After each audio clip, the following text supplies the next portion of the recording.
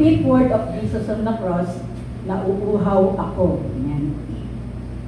Ito po ay expression ng human physical distress and prophecy. Picture in your mind, ano yung situation, ano yung kalagayan ng ating Panginoong Diyos doon sa krus ng Kalbaryo. Nakahang siya doon for 6 hours. At bawat oras na dinadagdag sa kanyang paghihirap ay nag-i-increase yung katawan niya na parang nilalagnat. Yan.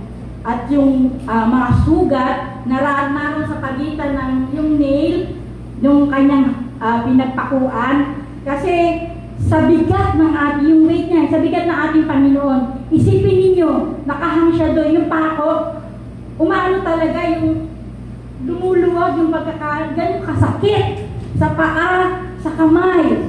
Yun yung suffering na dinanas niya doon sa krus ng Kalbaryo. Biruin mo yung bigat ng ating Panginoon ngayon. At isa pa, ay natutuyot na siya sa tindi ng init ng araw. Sino ba naman, ikaw ba naman, di ba? Para kang daing nagdilad. Di ba? Hindi ka kaya mauhaw. Yun yung nararanasan ng ating Panginoon that time. Na halos ang buong katawan niya ay nag-iinit na sa kanyang nararamdaman. Ito yung the same Jesus na nagsabi, if anyone thirsts, let him come to me and drink sa John 7:37. Siya naman yun yung nagsasabi na I thirst. Ito yung unang time na sa wika ng Panginoong Diyos, ito lang yung first time na nagsabi siya na nauuhaw siya.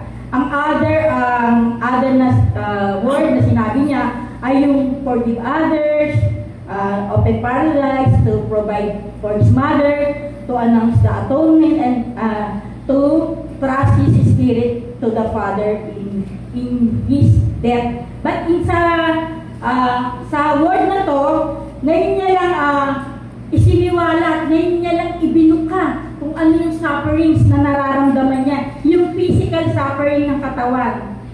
Tayong lahat ay merong iba't ibang sufferings na pinagdadaanan. Sabi nga, dumating ka sa punto na may pinagdadaanan ka, daanan mo lang.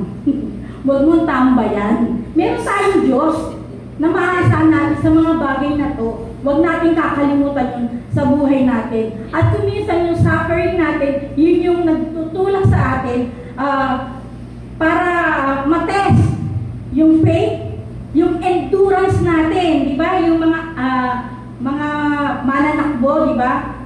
Tinetest yung